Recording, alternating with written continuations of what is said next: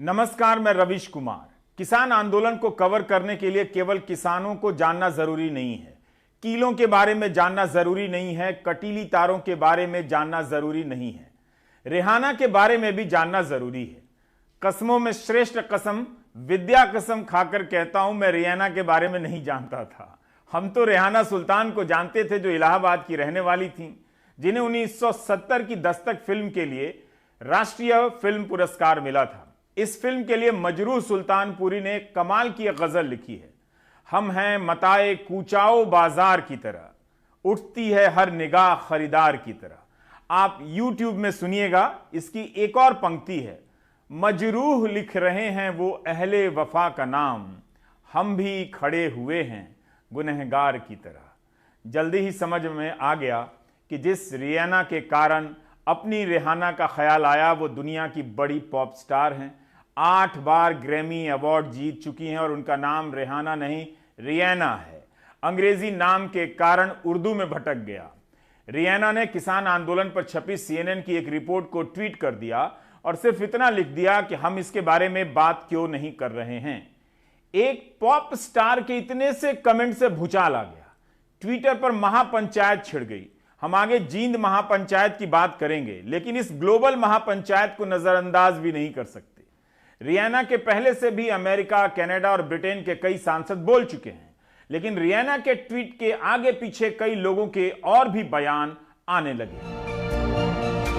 Indian Canadian comedian और artist Lilly Singh, जलवायु परिवर्तन के मुद्दे से जुड़े कई नाम जैसे Greta Thunberg, Vanessa Nakate, Elizabeth Wathuti, इन सब ने भारत में चल रहे किसान आंदोलन को लेकर ट्वीट किया है।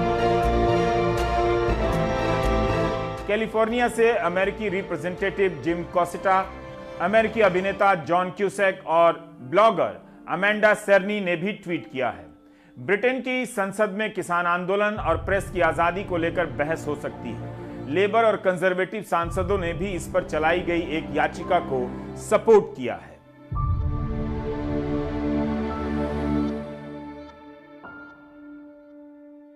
रियाना है, रेहाना नहीं। रेहाना होती तो पक्का FIR हो गई होती। खूब ट्रोल किया जा रहा है रियाना को, उनके निजी रिश्तों को खंगाला जा रहा है। भाषा तो आप जानते ही हैं, जैसी हिंदी में थी अब इंग्लिश में हो चुकी है। वैसे रियाना को लोग हिंदी में भी गालियां दे रहे हैं। गाली देने से तो भारत की ग्लोबल छवि खराब नहीं होती होगी, आप समझ रहे हैं। अच्छा है रियाना हिंदी नहीं समझती हैं। लोग रियाना को बता रहे हैं कि तुम जानती नहीं हो किन के बारे में बोल रही हो, ये आतंकवादी हैं। बताइए, अपने ही किसान को आतंकवादी बताकर भाई लोग भारत की ग्लोबल छवि ठीक कर रहे हैं। कह रहे हैं कि यह भारत का आंतरिक मामला है, मत बोलो। लेकिन पूर्वी दिल्ली से बीजेपी के सांसद रियाना से भारत के आंतरिक मामले में बहस करना चाहते हैं। मनोज तिवारी ने रियाना को एक वीडियो टैग कर ट्वीट कर दिया है कि इस पर बात क्यों नहीं होती है। इस वीडियो में दिखाया गया है कि कैसे किसान पुलिस पर हमला कर रहे हैं, लाल किला पर हमला कर रहे हैं। आप ही बताइए, क्या मनोज तिवारी रियाना को भारत के आंतरिक मामलों की जानकारी नहीं दे रहे हैं? इसी चपेट में जलवायु कार्यकर्ता मणिपुर की 9 साल की लिसिप्रिया कंगुजम भी आ गई हैं। उन्हें भी किसान आंदोलन का सपोर्ट करने के लिए काफी ट्रोल किया जा रहा है, भद्दी भद्दी गालियां दी जा रही हैं। बहरहाल, ट्विटर पर रियाना के 10 करोड़ से अधिक फॉलोअर्स हैं। प्रधानमंत्री मोदी के भी 6.5 करोड़ फॉलोअर्स हैं। रियाना इतिहास की सबसे बड़ी गायिकाओं में से एक है, जिनके एल्बम ने सारे रिकॉर्ड तोड़ दिए हैं। 32 साल की उम्र में ही 5.5 करोड़ एल्बम बिक चुके थे। लगता है रियाना भी अपने गीतों में अनाज उगाती है। गारफील्ड सोबर्स और गॉर्डन ग्रीनीज का नाम तो आपने सुना ही होगा क्रिकेट में। उसी बारबाडोस की रहने वाली हैं रियाना। एक अमेरिकी प्रोड्यूसर ने उनकी प्रतिभा को पहचाना और अपने देश में ले आए। रियाना अरबों कमाती हैं और लाखों दान देती हैं। कोरोना वायरस के लिए $8 मिलियन दान कर दिया। रियाना ने म्यांमार में तख्ता पलट और नाइजीरिया में तानाशाही की हिंसा का विरोध किया है और सूडान में तानाशाही के खिलाफ चल रहे प्रदर्शन का समर्थन किया है। अमेरिका में जब ब्लैक लाइव्स मैटर के बारे में आंदोलन चला तो खुलकर बोलती रही। अमेरिका की उपराष्ट्रपति कमला हैरिस की भांजी मीना हैरिस ने भी ट्वीट कर दिया है और किसान आंदोलन की तस्वीरों के साथ लिखा है कि यह संयोग की बात नहीं है कि 1 महीना पहले दुनिया के सबसे पुराने लोकतंत्र पर हमला हुआ और आज दुनिया के सबसे बड़े लोकतंत्र पर हमला हो रहा है। हम सभी को भारत में हो रहे इंटरनेट शटडाउन और किसानों के खिलाफ इस्तेमाल होने वाले पैरामिलिट्री बल का विरोध करना चाहिए। उग्र राष्ट्रवाद भारत या किसी भी और देश में उतनी ही ताकतवर शक्ति होती है जितनी कि अमेरिका में, तो वो अमेरिका की भी आलोचना कर रही हैं।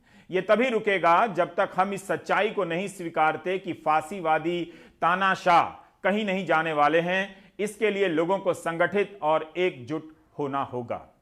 आप किस भारतीय कलाकार को जानते हैं जो सूडान, नाइजीरिया, म्यांमार में तानाशाही के खिलाफ बोलते हैं? क्या उन्हें किसी ने दूसरे देश के भीतरी मामलों में बोलने से मना किया है? कहीं भी तानाशाही हो, उसके खिलाफ हर देश के नागरिक को बोलना चाहिए।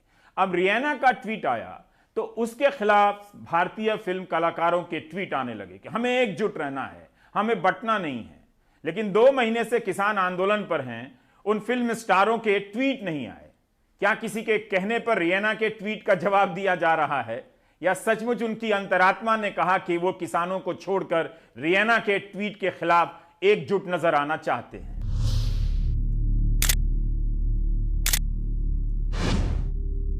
बैरिकेड के नाम पर कीलें बिछाकर भारत दुनिया के सामने और अपने नागरिकों के सामने अपनी कैसी छवि पेश कर रहा है? क्या सरकार को इस बात की चिंता नहीं कि किसानों के मन में इन कीलों और कटीली तारों को देखकर क्या छवि बनेगी? किसान आंदोलन तक जाने के रास्ते बंद कर दिए गए हैं। हम आगे दिखाएंगे कि कैसे पत्रकारों को कई किलोमीटर पैदल चलकर धरना स्थल जाना पड़ रहा है। आंदोलन के भीतर पानी नहीं है, ना नहाने के लिए, ना शौच के लिए, इंटरनेट बंद है। इन तस्वीरों से भारत की कैसी छवि बनेगी भारत में और भारत के बाहर? भारतीय विदेश मंत्रालय की प्रतिक्रिया आ गई है। विदेश मंत्रालय कवर करने वाले पत्रकार हैरान हैं कि विदेश मंत्रालय कब से किसी व्यक्ति के कमेंट पर बयान जारी करने लगा है। क्या रियाना के ट्वीट से भारत सरकार के भीतर हलचल मच गई है कि एक पॉप स्टार के लिए बयान जारी करना पड़ा? आईटी सेल के लिए यह दुख की बात होनी चाहिए। विदेश मंत्रालय ने लंबा बयान जारी कर बताया है कि कैसे कृषि कानून संसद में बहस के बाद पास हुआ। किसानों का छोटा सा ही समूह इससे ऐतराज करता है। सरकार उनसे बातचीत कर रही है। इस कानून को स्थगित करने की पेशकश तक की गई है। यह दुर्भाग्यपूर्ण है कि कुछ निहित स्वार्थी तत्व इन प्रदर्शनों पर अपना एजेंडा थोप रहे हैं, जिसका नजारा 26 जनवरी को देखने को मिला। इन्हीं में से कुछ समूह भारत के खिलाफ अंतर्राष्ट्रीय समर्थन जुटाने की कोशिश कर रहे हैं। ऐसे तत्वों के उकसावे में आकर महात्मा गांधी की प्रतिमा के साथ अभद्रता भी की गई, जो भारत और किसी भी सभ्य समाज के लिए बहुत बेचैन करने वाली बात है।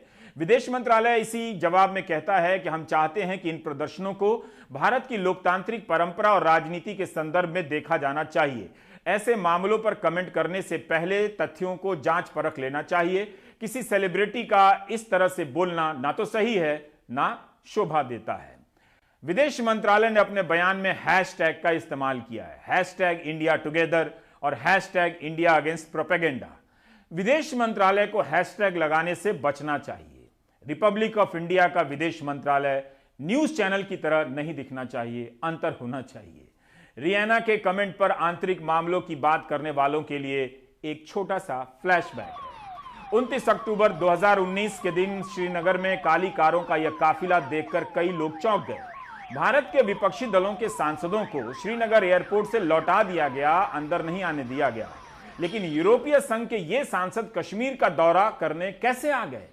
पत्रकार पता करने लगे कि कश्मीर का यह दौरा किसकी सहमति से तय हुआ है। पता चला कि अनौपचारिक है और एक इंटरनेशनल ब्रोकर मादी शर्मा के एनजीओ के बुलावे पर आए हैं। ये सभी किसी बड़ी पार्टी के सांसद नहीं थे। यूरोपियन संघ में धुर दक्षिणपंथी सांसदों के छोटे से समूह का हिस्सा थे। कोई बताए कि भारत के आंतरिक मामले में यूरोपीय संघ के सांसदों को सैर कराने की अंदरूनी योजना किसकी थी, या इस योजना को बाहरी तत्वों ने अंजाम दिया था? दुनिया के कई देशों में भारतीय दूतावास के बाहर पंजाब के किसानों के समर्थन में प्रदर्शन हुए हैं। जब बाहर रहने वाले भारतीयों को जमा कर राजनीतिक शक्ति का प्रदर्शन ठीक है, तो उन्हीं भारतीयों का राजनीतिक प्रदर्शन करना क्यों ठीक नहीं है? इस परंपरा की बुनियाद किसने डाली थी?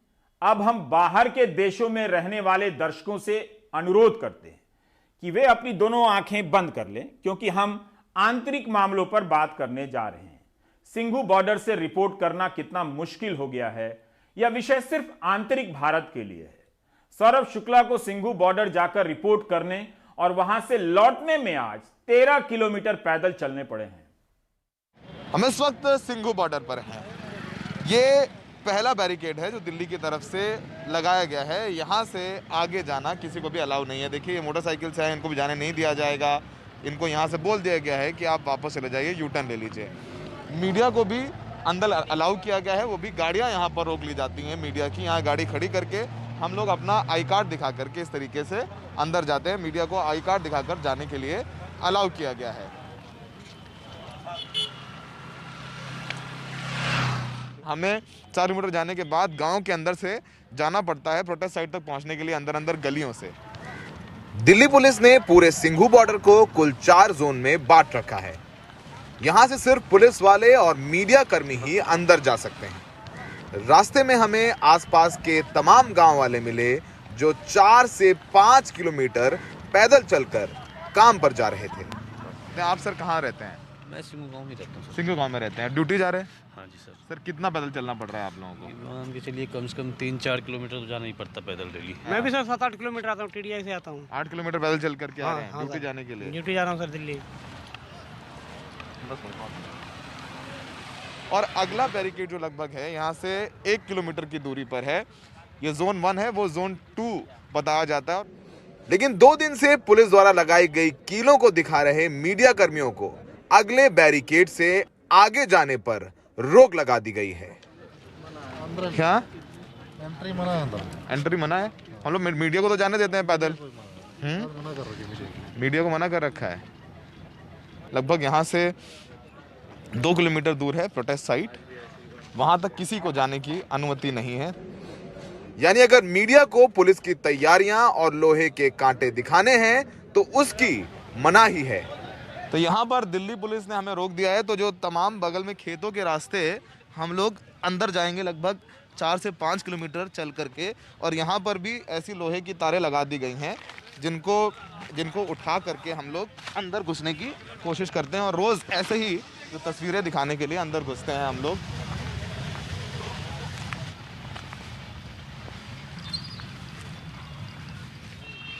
अब हम खेतों से होकर के सिंघू गांव आ गए हैं। यहाँ पर बीच बीच में पुलिस की तैनाती भी की गई है कि अगर कोई किसान आता दिखे तो उसको भी रोक दिया जाए। खेतों से होते हुए 2.5 किलोमीटर लगभग अब हरियाणा की सीमा में पहुंच चुके हैं। ये एमसीडी का टोल नाका है जो कि अभी बंद पड़ा हुआ है, और यहाँ से अब ये हरियाणा की सीमा शुरू हो गई है और यहाँ से कोंडली इंडस्ट्रियल एरिया शुरू हो जाता है। इन पतले रास्तों में घूम घूम कर गाँव वाले भी दिल्ली पहुंचने की कोशिश करते नजर आए। तो हम लोग यहाँ पर पहुँच चुके हैं। ये कोंडली इंडस्ट्रियल एरिया है, सोनीपत, ये सोनीपत इलाका, और यहाँ से लगभग गलियों पर चलते चलते अंदर ही अंदर तमाम इंडस्ट्रियल एरिया है, उससे गलियों से होते हुए हम प्रोटेस्ट साइट तक पहुँचेंगे। हम किसी तरह अंदर अंदर फैक्ट्रियों के बीच से उस बैरिकेड तक पहुंचे जहां से किसानों का आंदोलन चल रहा है। तस्वीरें कुछ ऐसी थीं कि रोंगटे खड़े हो गए। पुलिस एक कांटों की दीवार बनाने के बाद एक नई दीवार बनाने के लिए नेशनल हाईवे को क्रेन से खोद रही थी।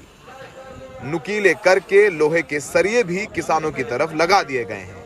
हमें लगा कि हम दिल्ली और हरियाणा के बॉर्डर की बजाय किसी अंतरराष्ट्रीय बॉर्डर पर आ गए हों।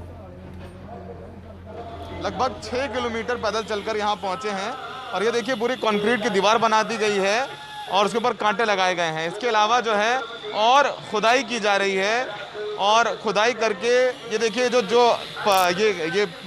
कागज़ से और ये जो कपड़े से ढके गए हैं, ये लोहे के सूजे हैं जिसको ढक दिया गया है। और एक और जो है सड़क की खुदाई की जा रही है, और इसके आगे एक और दीवार बनाई जाएगी। देखिए कंक्रीट की दीवार बना दी गई है। अगर आपको यहाँ पर महसूस ये होता है कि किस चीज़ के लिए तैयारी की जा रही है, जाहिर सी बात है यहाँ पर इंटरनेट नहीं है। सोचिए ये हाईवे है जिसको खोदा जा रहा है, ये टैक्स पेयर्स का पैसा है जिसको खोदा जा रहा है। तो सवाल सबसे बड़ा यही है कि ये दीवार टूटनी चाहिए थी, ये दीवार अविश्वास की दीवार टूटनी चाहिए थी, लेकिन ना कहीं इन दीवारों पर और कांटे लगा करके, ये लोहे के सरिये लगा करके इस दीवार को और गहरा कर दिया गया है और ज़्यादा खाई है वो बड़ी कर दी गई है। सबसे बड़ा सवाल यही है कि खाई पटनी चाहिए थी और खाई पटनी चाहिए थी विश्वास से। ये तस्वीरें आप तक पहुंचाने के लिए वापस हमें अंदर से 6 किलोमीटर चलकर दिल्ली आना पड़ा, क्योंकि किसानों के आंदोलन में इंटरनेट बंद है। सहयोगी सचिन गुप्ता के साथ सौरभ शुक्ला, एनडीटीवी इंडिया। मंगलवार को हमारे सहयोगी परिमल कुमार को 10 किलोमीटर दूर जाकर अपनी रिपोर्ट भेजनी पड़ी। मोहम्मद गजाली आज हरियाणा के जींद में थे, वहां महापंचायत बुलाई गई थी।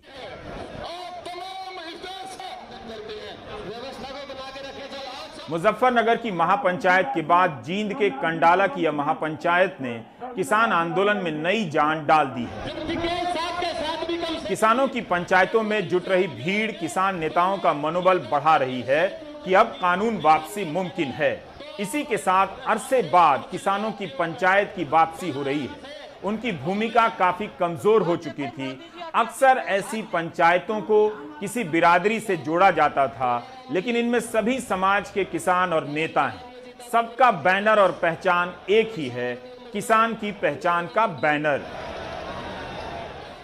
किसान आंदोलन को गैर राजनीतिक नेतृत्व और आधार देने के लिए इन महापंचायतों के पास जाने के अलावा दूसरा रास्ता नहीं बचा था।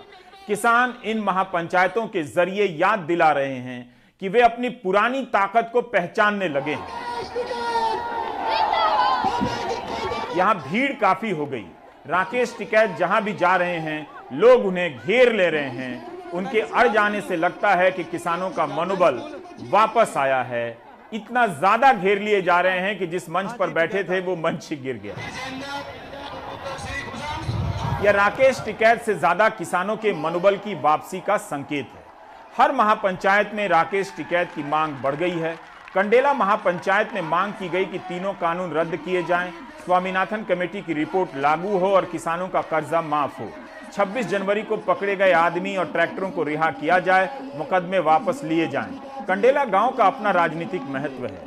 यहां पर फरवरी 2000 में बिजली बिल माफी को लेकर बड़ा आंदोलन चला। ओम प्रकाश चौटाला ने पूरी माफी का वादा कर चुनाव जीत लिया और जीतने के बाद पूरी माफी नहीं की। खूब धरना प्रदर्शन हुआ और पुलिस की गोली से 9 किसानों की मौत हो गई। इसके विरोध में 18 साल तक इस गांव के लोगों ने ओम प्रकाश चौटाला को कंडाला में नहीं आने दिया। अभय सिंह चौटाला ने जनवरी 2019 में उनकी मौत के लिए माफी मांगी थी, किसानों की मौत के लिए। 2018 में दुष्यंत चौटाला ने जब अलग पार्टी बनाई, तब जाकर उन्हें इस गांव में आने दिया गया था। किसान पंचायत तो सिर्फ एक किसानों के, उसमें अपने अपने संगठन हैं। खाप पंचायत तो सामाजिक, उसमें जो काम है उसमें भी हिस्सा लेती है। भाई किसी का आपस में रौला हो जाए, भाई बहु छोरी का है और किसी का है, लेकिन ये खाप पंचायतों वाले भी सारे किसान हैं। तो किसान खाप पंचायतों ने, उत्तरी भारत की खाप पंचायतों का मैं राष्ट्रीय संयोजक भी हूँ और कंडेला खाप का प्रधान भी हूँ, तो सारी खाप पंचायतों ने समर्थन कर दिया। हरियाणा के किस किस संगठन से लोग यहाँ आ रहे हैं? यहाँ से जो हरियाणा के चाहे 50 संगठन हो, चाहे 20 संगठन हो, सभी आएंगे और जो संयुक्त मोर्चा है उसके लोग भी आएंगे। किसी एक जाति, धर्म, तबका, किसी एक का ये पंचायत नहीं है? नहीं, ये 36 बिरादरी की पंचायत है। हमारा तो 36 बिरादरी चंदा देती है। जैसे हमने 200 रुपए किला लगाया है, 36 बिरादरी ने दिया है। जो हमारे कंडेला खाप में 36 बिरादरी के लोग वहाँ धरने पे बैठे हैं। 36 बिरादरी के सभी खापों में भी और सभी किसानों में भी सभी जाते हैं। मुख्य काम जो खाप पंचायत हो, सामाजिक ताने बाने के लिए गठित की गई थी और आज भी काफी खापों का बहुत ज्यादा योगदान है। और जैसे अब ये किसान आंदोलन है, इसमें चले है, इसमें भी पूरे हरियाणा की जो खाप पंचायत है भरपूर तौर पर किसान आंदोलन के साथ आज खड़ी है। तो क्या खाप जो होती है किसी एक गोत्र या कास्ट की होती है या गांव में ही बनी होती है किसी, इसके बारे में बताएं। नहीं, गोत्र के अनुसार भी होती है और कई 12, 6 गामा, उसमें सभी जाति के जो गांव में बसने वाले लोग हैं वो सभी उस खाप के अधीन, उनकी सहमति से बनती है। बिल्कुल बिल्कुल, सबकी सहमति से बनते हैं।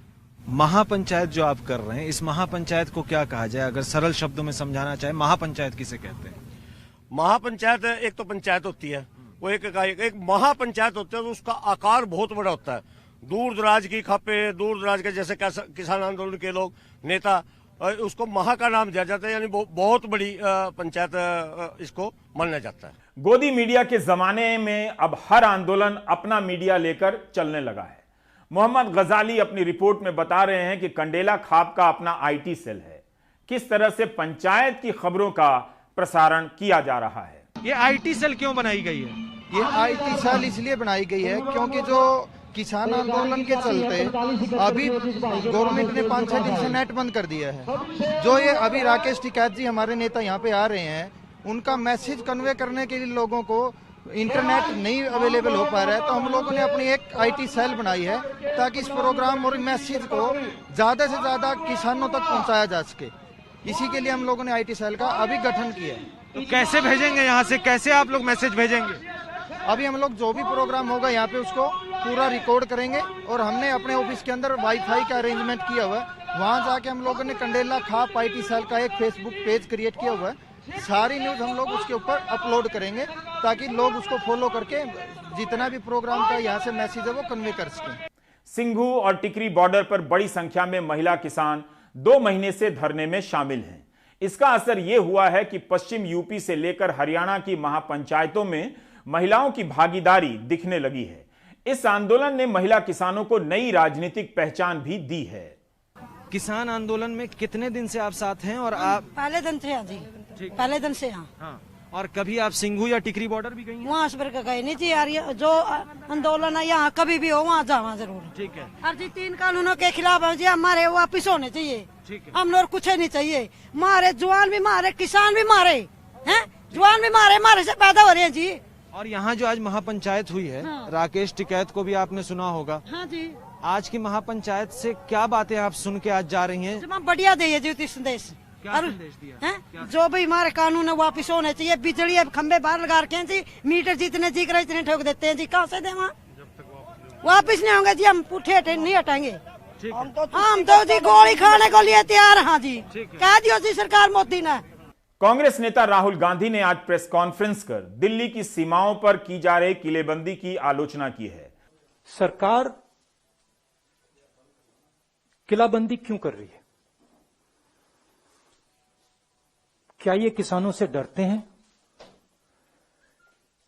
क्या किसान दुश्मन है?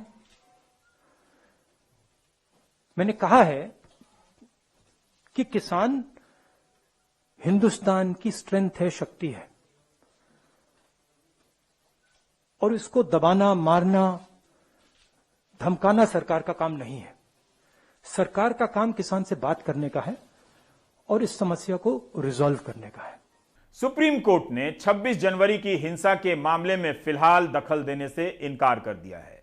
दिल्ली पुलिस ने दीप सिद्धू और जुगराज सिंह पर 1 लाख रुपए का इनाम घोषित किया है। क्या 26 जनवरी के बाद कुछ किसान लापता भी हैं? पुलिस कहती है कि 122 लोग गिरफ्तार हैं और इनके अलावा कोई भी पुलिस की हिरासत में नहीं है। संयुक्त किसान मोर्चा ने 29 लापता किसानों की सूची दिल्ली सरकार को सौंपी है और पता लगाने के लिए कहा है।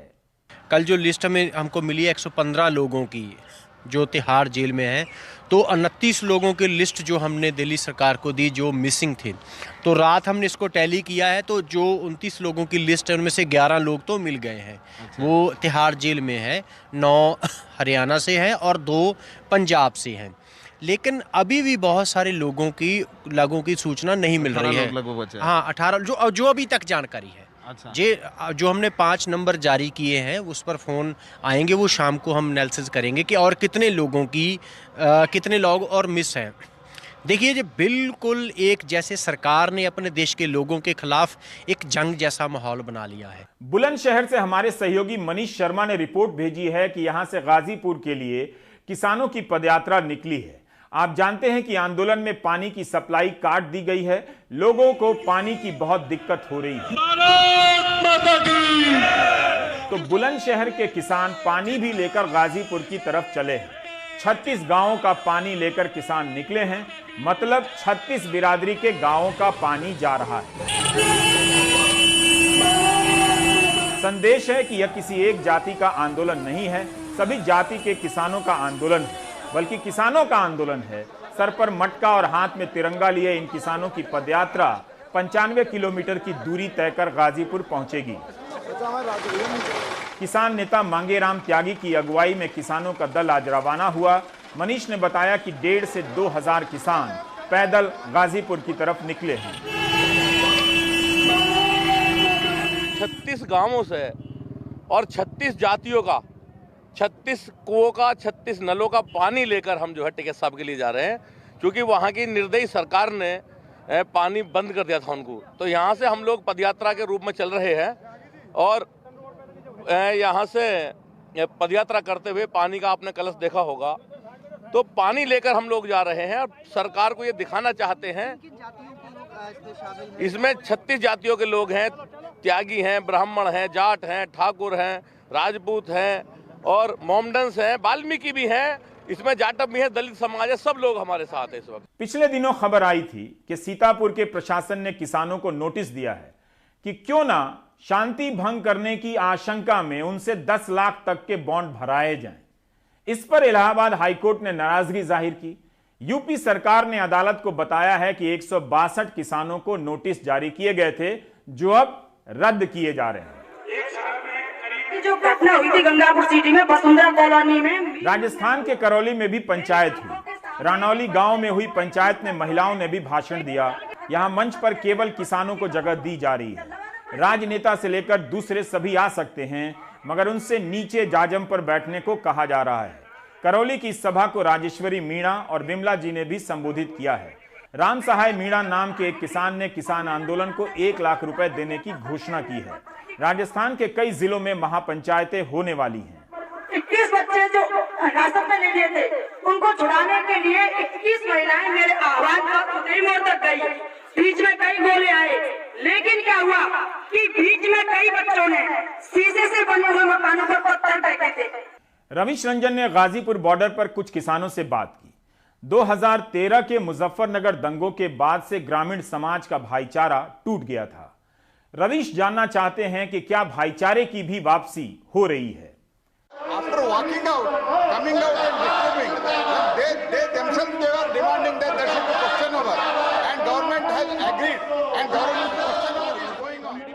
एक तरफ नेताओं के बीच कृषि कानून पर संसद में चर्चा चल रही है, दूसरी तरफ किसानों के समर्थन में जगह जगह पंचायत हो रही है।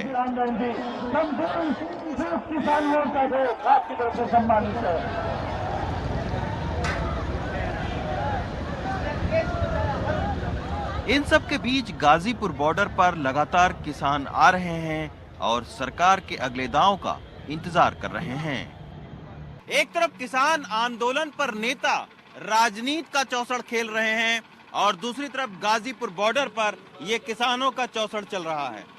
ये आप देखिए कि इस चौसड़ के खेल में क्या किसान बाजी मारेगा या सरकार बाजी मारेगी, इस पर कहना मुश्किल है। किसकी जीत होगी? देखेंगे, इसी में देखेंगे किसकी होगी।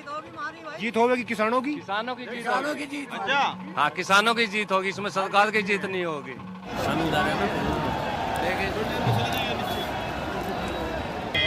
उधर राकेश टिकैत के पक्ष में हो रही पंचायतें लगातार किसानों को एकजुट कर रही हैं। मुजफ्फरनगर दंगों के वक्त जिन पंचायतों ने किसानों को बांटा था, अब हो रही पंचायतें सौबीर सिंह, कमरुद्दीन और प्रगट सिंह जैसे लोगों को जोड़ रही हैं। किसानों का कहना है कि पंचायतों से राजनीतिक दलों में बटा किसान एक हो रहा है। अगर आपका यही सवाल है कि हिंदू मुस्लिम, हम तो कहेंगे इन्होंने कराया था। अगर हमारे भाईचारे में कोई फासला आया भी था, अब हमारा बिल्कुल दूर हो गया। जो मुजफ्फरनगर आप दंगा बता रहे हैं, इससे हम पर कोई प्रभाव नहीं पड़ा है। ये मीडिया ने थोड़ा सा, जो गोदी मीडिया है ना, उन लोगों ने बढ़ा चढ़ा कर दिखाया है, लेकिन हम पर आपस में भाईचारे में अभी तक कोई प्रभाव नहीं पड़ा है और ना आगे पड़ेगा। हिंदू मुस्लिम सिख ईसाई हिंदुस्तान में पहले से भाई भाई रहे हैं और आगे भी रहेंगे। लेकिन क्या राकेश टिकैत के पक्ष में केवल जाट ही पंचायत कर रहे हैं? इस सवाल का जवाब जानने के लिए हमने अलग अलग किसानों से बात करने की कोशिश की। पंचायतों में जो किसान को एक किया जाता है और उसे समझाया जाता है कि ये इस तरह के आंदोलन चल रहे हैं, ये समस्याएं किसान के साथ में आ रही हैं, तो उसके लिए पूरे देश के दौरा करके हमारे नेताओं को, किसानों को एक किया जाता है और जिस दिन ऐलान होता है कि उस दिन हम सब एक जगह इकट्ठे होंगे, वो सारे किसान पूरे देश के इकट्ठा हो जाते हैं। ये नहीं चाहते हैं कि किसान का बच्चा खुशहाल रहे, ये नहीं चाहते हैं कि किसान का परिवार खुशहाल रहे। ये किसान के खेतों को लेना चाहते हैं, किसान के पानी को लेना चाहते हैं, ये किसान का मालिकाना हक छीनना चाहते हैं। और ये मालिकाना हक को हमारा मालिकाना हक इस सरकार के पास न चला जाए, उसी की लड़ाई है। हम अपने किसान मालिकाना हक मांग रहा है। हालांकि उत्तर प्रदेश और हरियाणा सरकार किसानों को रोकने की कोशिश कर रही हैं, लेकिन पंचायतों में उमड़ रही भीड़ ये दिखा रही है कि ये पंचायतें किसान आंदोलन को एक नई ताकत दे रही हैं। गाजीपुर बॉर्डर से राहुल और एन रवि के साथ रवीश रंजन शुक्ला, एनडीटीवी इंडिया। किसान आंदोलन का 72वां दिन है। ट्विटर पर धारणाओं की लड़ाई और गोदी मीडिया के हमले के बाद भी यह आंदोलन हर दिन एक नया मोड़ ले लेता है, 2 कदम आगे चल देता है। बाकी ब्रेक के बाद।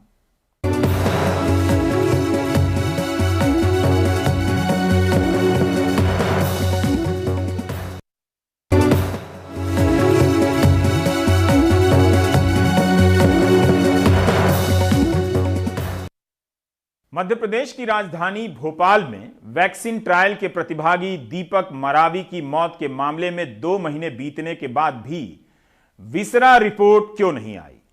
मंगलवार को हमने यह खबर दिखाई तो सरकार हरकत में आई। हमारे संवाददाता अनुराग द्वारी की रिपोर्ट आप देखिए, वो एक्सक्लूसिव कॉपी लेकर आए हैं। इस रिपोर्ट से और भी गंभीर सवाल खड़े हो रहे हैं। भोपाल में दीपक मरावी की मौत के 2 महीने बाद आखिरकार एनडीटीवी को उनकी विसरा रिपोर्ट मिल गई है। रिपोर्ट में 2 बातें कही गई हैं, इथाइल अल्कोहल और ओमेप्रोजोल की मात्रा। डॉक्टर अरुण श्रीवास्तव राज्य सरकार की उस कमेटी के मुखिया थे जिन्होंने दीपक मरावी की मौत के मामले में प्रोटोकॉल के पालन की जांच की थी। वो फार्माकोलॉजी यानी औषध विज्ञान के प्रोफेसर भी हैं, लिहाजा इथाइल अल्कोहल के साथ ओमेप्रोजोल की गुत्थी सुलझाने हम उनके पास पहुंचे। ये जहर बना सकता है क्या? नहीं, ये जहर नहीं बनाता, और अगर विदिन थेरेप्यूटिक डोज लिया जाता है ओमेप्रोजोल तो इससे कोई नुकसान नहीं होता है। अब सवाल ये था कि क्या दीपक ने शराब पी थी? परिवार की माने तो जवाब है नहीं। तो आप ये कह रहे हैं वो शराब पीते नहीं थे? नहीं, पैसे ही नहीं थे, ना कहीं जाते थे, काम पर जाते थे, तो वहाँ जाना बंद कर दिया था उन्होंने। हमने आपको ये भी बताया था कि कैसे 1 जनवरी को डीएसएमबी सदस्यों के साथ पोस्टमार्टम रिपोर्ट साझा की गई, जिसमें एक सदस्य ने इसे संभवतः आत्महत्या बताया था। लेकिन क्या पुलिस विसरा और पोस्टमार्टम के आधार पर किसी नतीजे पर पहुंच सकती है? आखिरकार अगर मामला आत्महत्या का है तो ये तय तो पुलिस ही करेगी, क्योंकि पोस्टमार्टम में किसी बाहरी चोट का जिक्र नहीं है जो अमूमन आत्महत्या से लग सकती है। पुलिस फिलहाल सवाल ही पूछ रही है। One thing is very clear कि वो एफएसएल रिपोर्ट में हम पुख्ता तौर पर नहीं कह सकते, लेकिन एक बात एफएसएल रिपोर्ट में आई है, इथाइल अल्कोहल और ओमेप्रोजोल की मात्रा के बारे में हम मेडिको लीगल सेल और एफएसएल से पूछ रहे हैं कि ये मिश्रण जहरीला कैसे हो सकता है जिससे किसी की मौत हो जाए। हमें एफएसएल रिपोर्ट मिल गई है, हम जाँच कर रहे हैं। How it led to the individual's death. एक बात और है, अस्पताल ने अपनी रिपोर्ट में लिखा था कि उन्हें दीपक के शराब पीने के बारे में जानकारी नहीं है, न ही किसी पूर्व मेडिकल हिस्ट्री की। जानकार कहते हैं विसरा रिपोर्ट के बाद और भी जरूरी हो जाता है कि मामले की पुख्ता जांच हो, ताकि हर संशय का जवाब और परिवार को इंसाफ मिल सके। आखिरकार अस्पताल का भी कहना था कि वो 7 दिनों तक पूरी खोज खबर रख रहे थे, तो अगर दीपक ने कोई दवा ली थी तो अस्पताल को जानकारी क्यों नहीं मिली? हमने बार बार दोहराया है कि हमें नहीं पता कि मौत की वजह वैक्सीन है या कुछ और, हम ये बता भी नहीं सकते। लेकिन सार्वजनिक स्वास्थ्य के इस बड़े मामले की गुत्थी इतना तो तय है कि उलझी हुई है, केंद्र सरकार को इसे सुलझाना है। विसरा रिपोर्ट के बाद हमने केंद्र, कंपनी दोनों से ईमेल के जरिए संपर्क किया, लेकिन कहीं से कोई जवाब नहीं मिला। भोपाल से कैमरा पर्सन रिजवान खान के साथ अनुराग द्वारी, एनडीटीवी इंडिया।